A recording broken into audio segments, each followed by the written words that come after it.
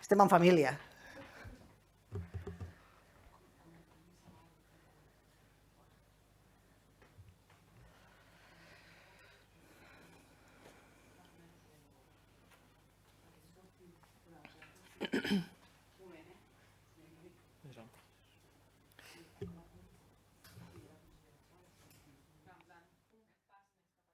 Per què ara estic sola?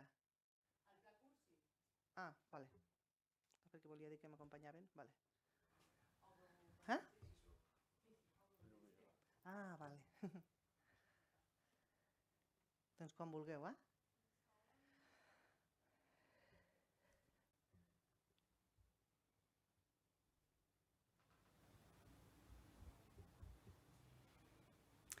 Doncs escolteu, molt bon dia i moltíssimes gràcies per haver atès aquesta convocatòria de premsa. M'acompanyen el Carles Sala, que és el secretari d'Habitatge i d'Inclusió Social, i l'Alexis Serra, que és el secretari d'Infància, Adolescència i Joventut.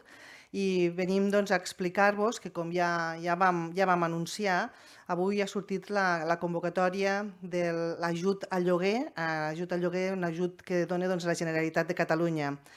Com ja els vam dir quan es va presentar el Bono Joven de l'Estat, en aquells moments, tot i que vam celebrar com a departament que, a més de coordinar les polítiques d'habitatge, doncs, també coordina les polítiques de joventut, estàvem contents doncs, amb aquella ajuda.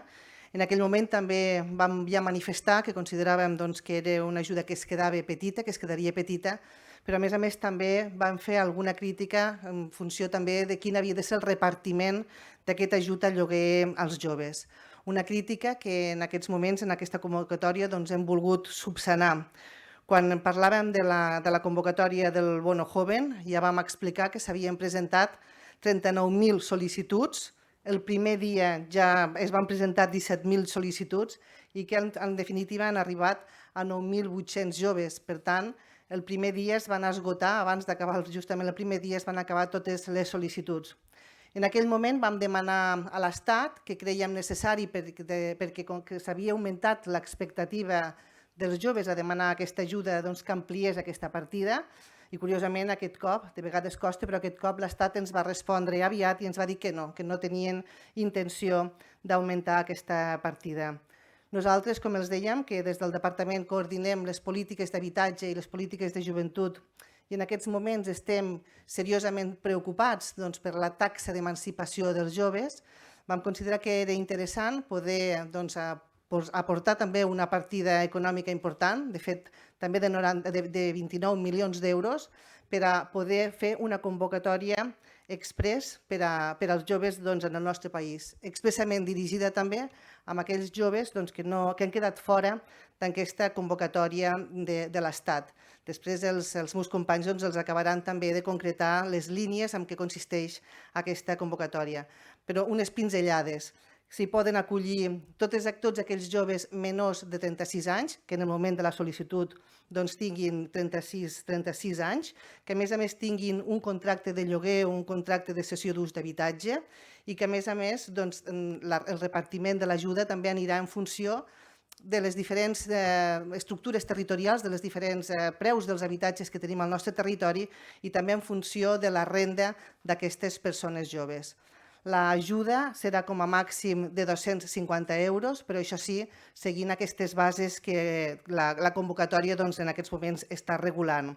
En conclusió, la Generalitat, com deien, sent conscients de la problemàtica dels joves per poder-se emancipar, traiem una convocatòria que avui es publica i les sol·licituds es podran començar a presentar a partir del 28 de setembre fins al 7 d'octubre. treu una convocatòria per ajuts al lloguer amb 3 clars missatges. Volem que sigui més equitativa perquè adapta els ajuts justament als diferents preus dels lloguers del territori. Volem que sigui més justa perquè també adapta el seu ajut en funció dels ingressos d'aquestes persones joves i també volem que sigui més racional i això també és important. La convocatòria que va fer l'Estat era una convocatòria el qual es concedia en funció d'ordre d'arribada. Nosaltres el que fem és concurrència competitiva, per tant, a partir de que s'obre la convocatòria el 28 de setembre, totes les sol·licituds entraran, s'analitzaran i, per tant, el repartiment es farà en funció d'aquests paràmetres, en funció del lloguer de l'habitatge en cada territori i també en funció de la renda. Per tant, estem contents, és un primer pas, volem que aquesta ajuda del lloguer sigui recurrent, vull dir que pugui ser una ajuda que puguem treure cada any, no com la de l'Estat, que en principi només era de 2 anys.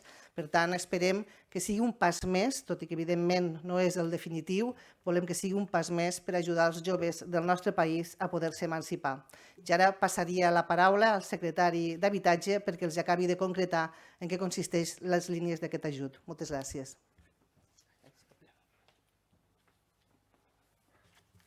Moltes gràcies, honorable consellera, secretari. Si els sembla també, en primer lloc, podríem fer un repàs de com ha acabat tot el procediment respecte del Bono Joven de l'Estat, en funció de que des d'ahir mateix i ara aquest matí ahir es van enviar missatges als telèfons mòbils dels joves que tenien l'ajut favorable i aquest matí s'han penjat ja al portal de tràmits web els llistats d'aquestes concessions positives, d'aquestes concessions favorables, d'aquestes resolucions positives. Com deia la consellera, el total de sol·licituds que es van presentar al Bono Joven van ser 39.000, més de 39.347. Dir-los que aquells joves que van presentar tota la documentació el primer dia la van presentar correctament és exclusivament els joves que ha calgut analitzar, perquè no ha calgut anar més enllà. Qui hagués presentat sol·licituds el dia 9, el dia 10, el dia 11, doncs ja s'havia extingit els diners que ens havia enviat Madrid per poder resoldre positivament les sol·licituds i, per tant, amb les del primer dia n'hi ha hagut més que suficient per poder resoldre la convocatòria. El 99,95% dels joves que van presentar aquell dia i que tenen la resolució favorable viuen de lloguer. Per tant, aquella altra línia de presenteu papers i després tindreu 3 mesos o 2 mesos per poder presentar el contracte de lloguer que trobeu, doncs això només hi ha 18 casos, el 0,05% de les resolucions favorables. 9.736 és de joves que han presentat el seu contracte de lloguer i que estan vivint de lloguer.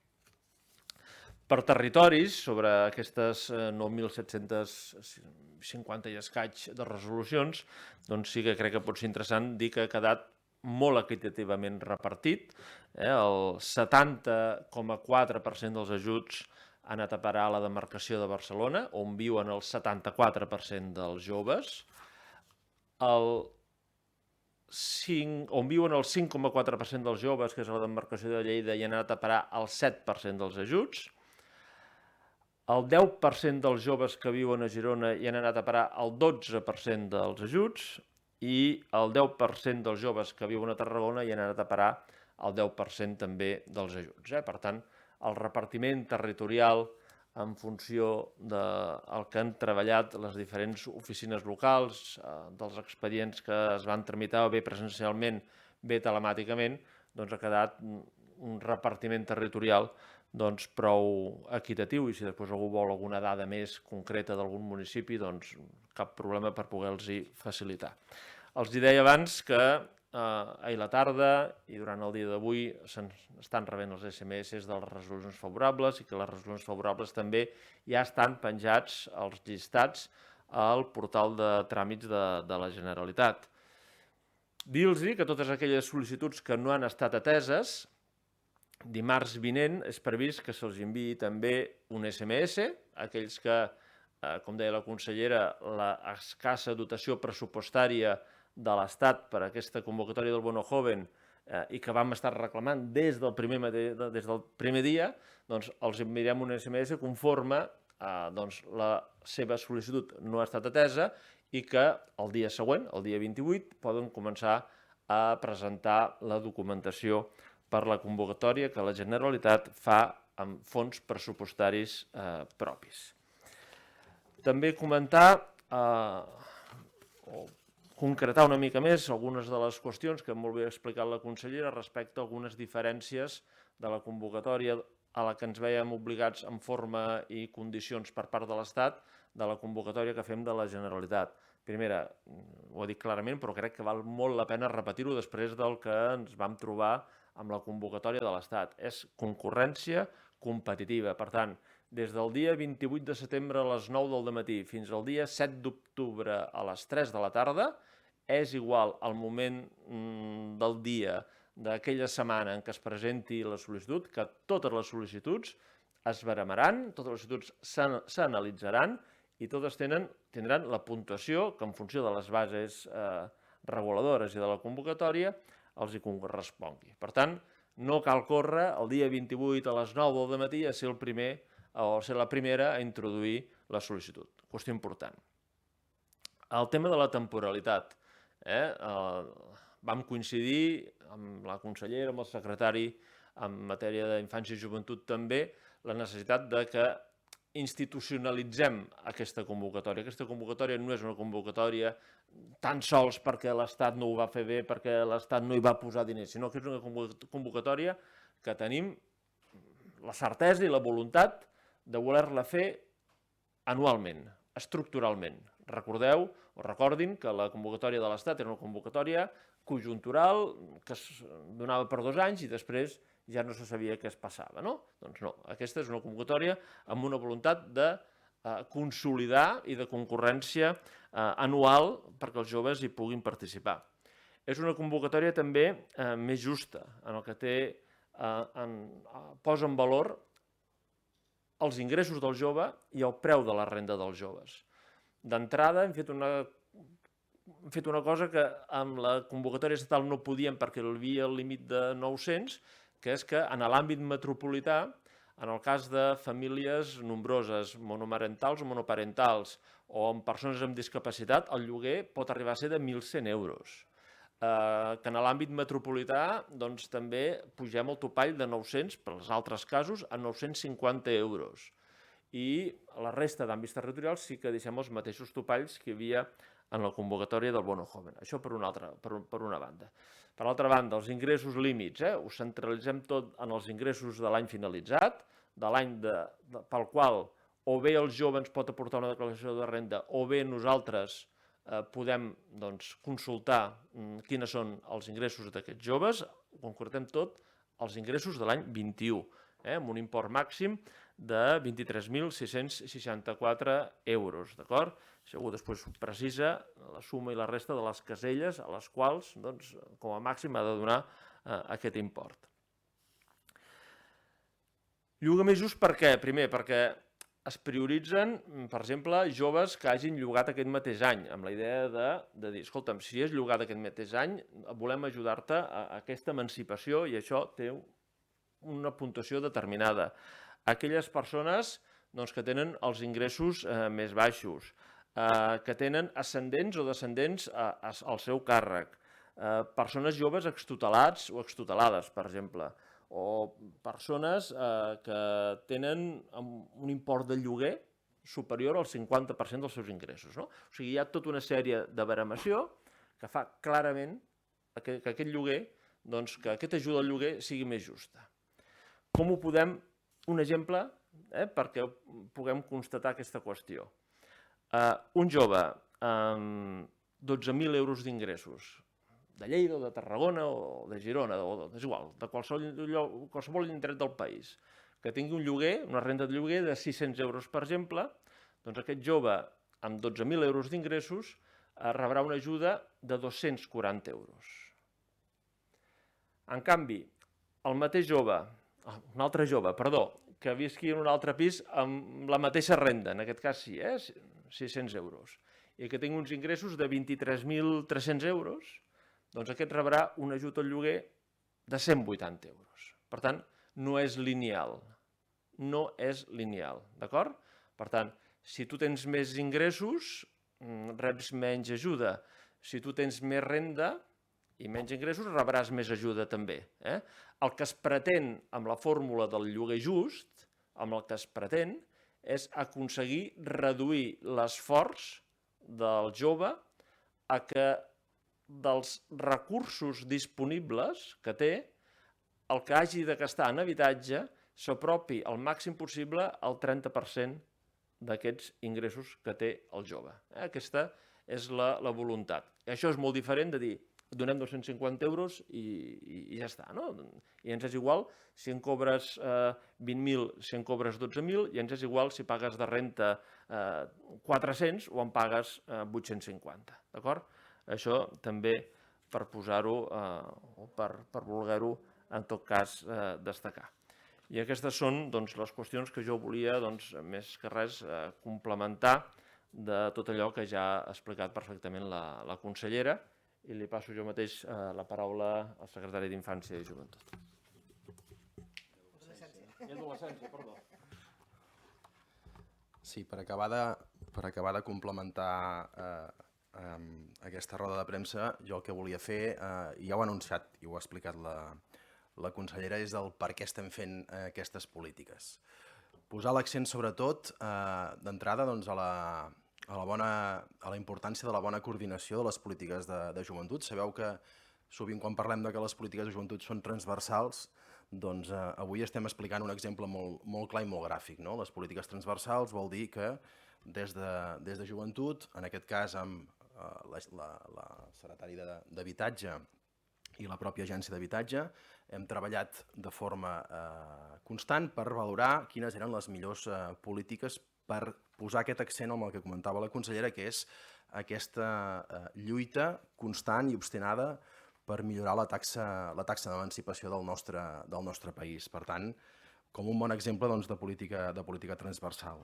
Hem de tenir en compte, per posar algunes dades, que l'edat d'emancipació a Catalunya ronda els 30 anys, mentre que la mitjana europea de l'edat d'emancipació està als 26,2 anys. Això significa que hi ha molts països, molts estats europeus, que la seva edat d'emancipació està per sota d'aquests 26 anys.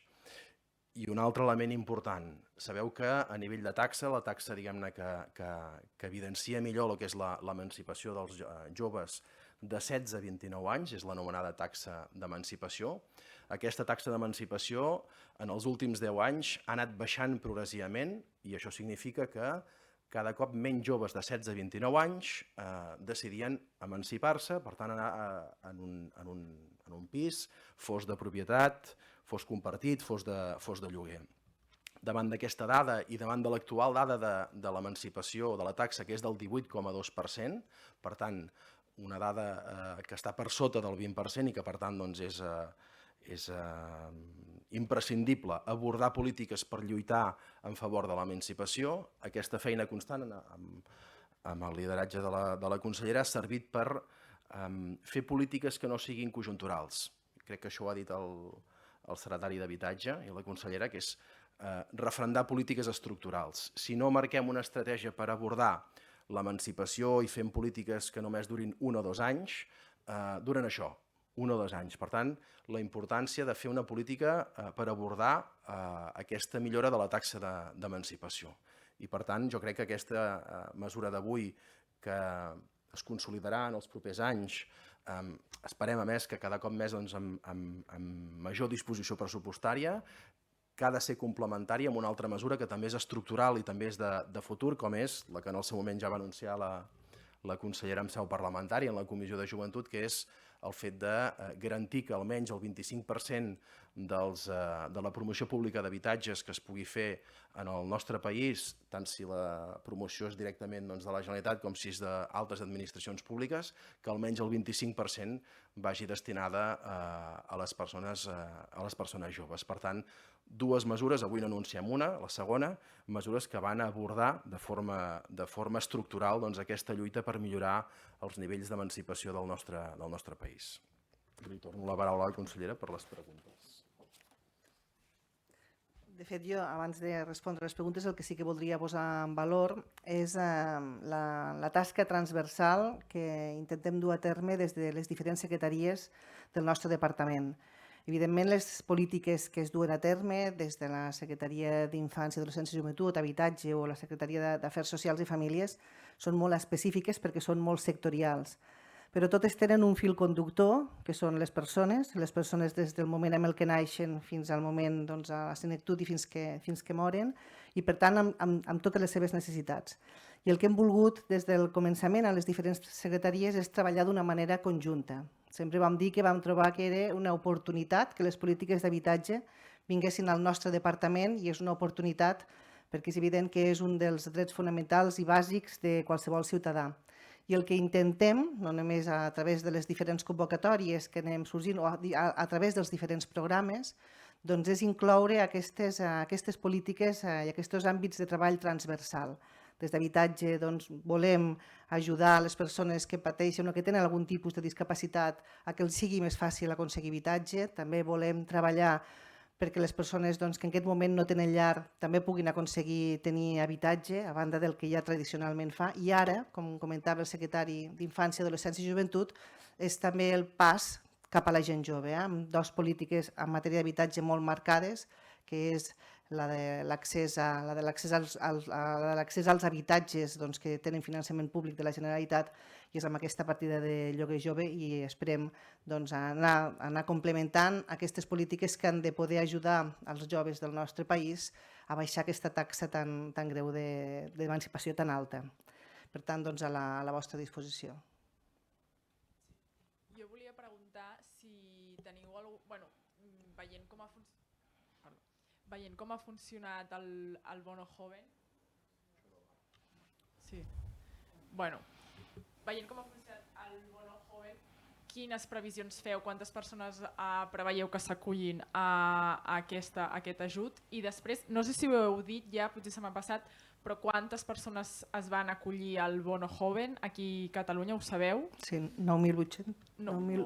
Potser ho heu dit, perdoneu, però... 9.753 o 54. 9.753 són els que han pogut accedir al Bono Joven. A veure, com comentava el secretari, farem tota la publicitat possible. De fet, si us fixeu, i no és casual, vull dir, hem intentat que sigui el més encadenat possible. Vull dir, ahir rebeien els joves un SMS recordant, dient-los i notificant-los que havien tingut accés a aquest bo jove. Avui publiquem els llistats i avui també surt la convocatòria, per tant, del lloguer, de l'ajut al lloguer de la Generalitat, i el dimarts enviarem SMS, ja és un dels canals més ràpids que tenim, enviar un SMS a aquells joves que van quedar fora de la convocatòria perquè s'hi puguin presentar. Per tant, el públic susceptible és els joves, sobretot els joves que es van presentar i es van quedar fora, ells i els altres, però a aquests els hi podrem dirigir directament l'ajut. Nosaltres creiem que arribarà a més persones, perquè l'altre bono de lloguer era lineal per tots els ciutadans, per tant, donaves el mateix ajut a una persona que vivia a Barcelona o l'àrea metropolitana, on els lloguers són molt més cars que una persona que viu a qualsevol de les comarques o municipis més petits de Catalunya, i a més també tenint en compte la seva renda, i per tant nosaltres creiem que arribarem a més joves. En aquests moments també és difícil també de calcular, perquè tampoc no sabem quantes persones es presentaran, però evidentment arribarà a més joves, i també en funció del que veiem quin és el grau d'acceptació d'aquesta mesura, ja anirem pensant com ho anem suplint. Perquè teniu xifres de quants es van quedar fora de la primera convocatòria? Sí. Dels 38.000 que es van presentar, de restar, es van presentar, han entrat 9.750, doncs la resta són els que es van quedar fora.